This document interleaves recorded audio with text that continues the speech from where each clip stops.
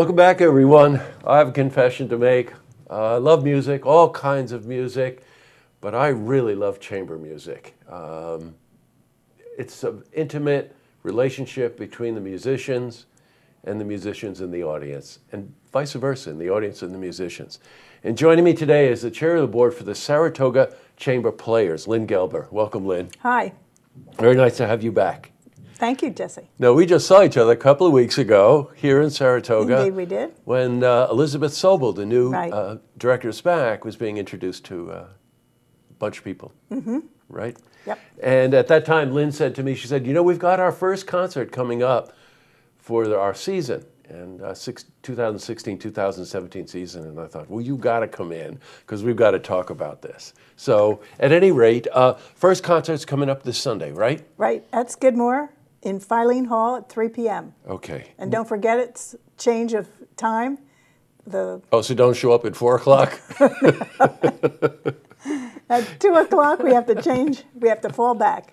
Yes, we do. Yeah, that's right. It's daylight savings time. So 3 p.m. daylight savings time at Filene. Now, we've got so much to talk about. I want to talk about the musicians first. Okay. A real eclectic mix of musicians, but with a lot of awards and credibility and all kinds of stuff, right? Right.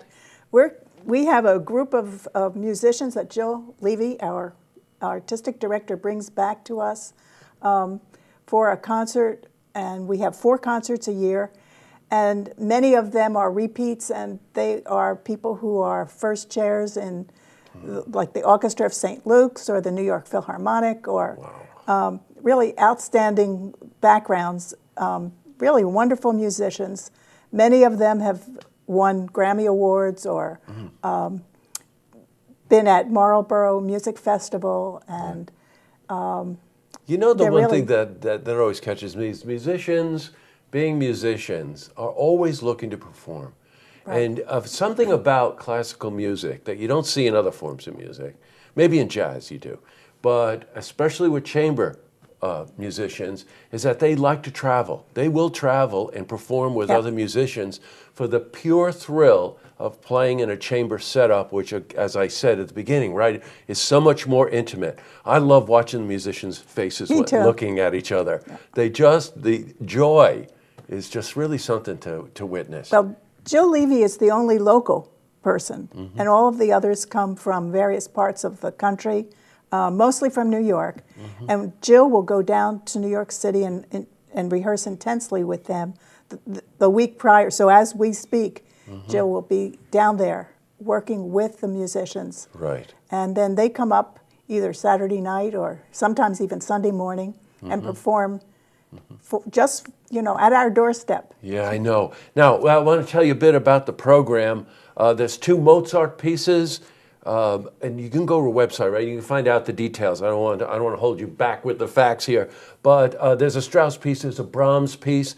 I know the Brahms piece, it's spectacular, and the 2 Mozart pieces, you just can't come anywhere near Mozart and chamber music. So it's really quite a program. But there's one that I didn't know about, right. Onslaught.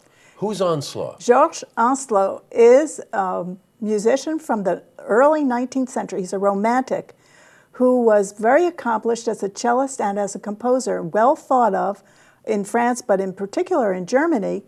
And then after his death, he disappeared from the scene. And people lost sight of his wonderful music that was only uncovered within the last 20 years or so.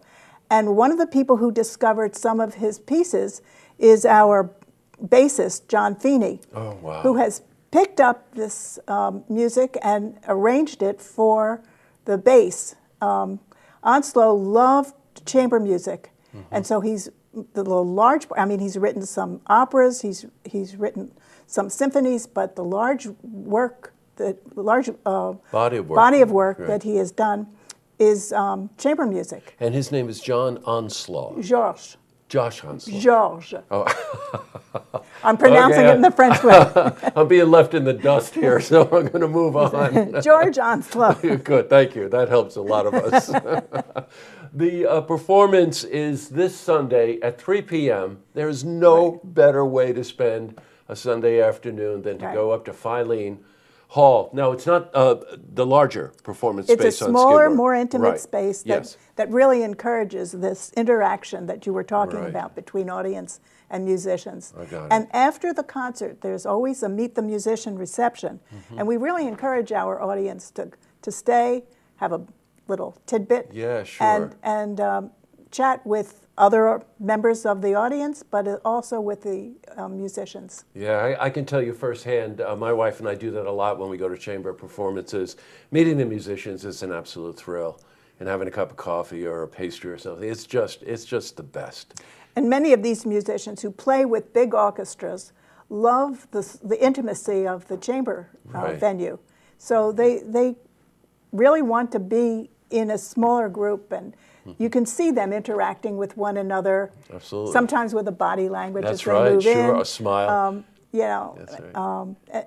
it's just a very different kind of experience Yeah, it than is. going to a symphony. You know, there's no conductor, and it's really up to the musicians themselves. What Lynne is Right. saying is very true. They'll gesture, they'll make a motion, and that's that cue to everyone. Well, that's Look, what they work on I during the know. week prior Yeah, I to bet they do.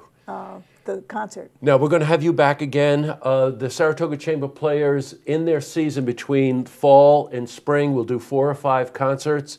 We're out of time now, but I'll have you back again. Good. I want to talk about each one as they come up, okay? Okay, wonderful. It was great to see Thanks, you, Lynne, Jesse. and thank you for coming in. Nice to see you.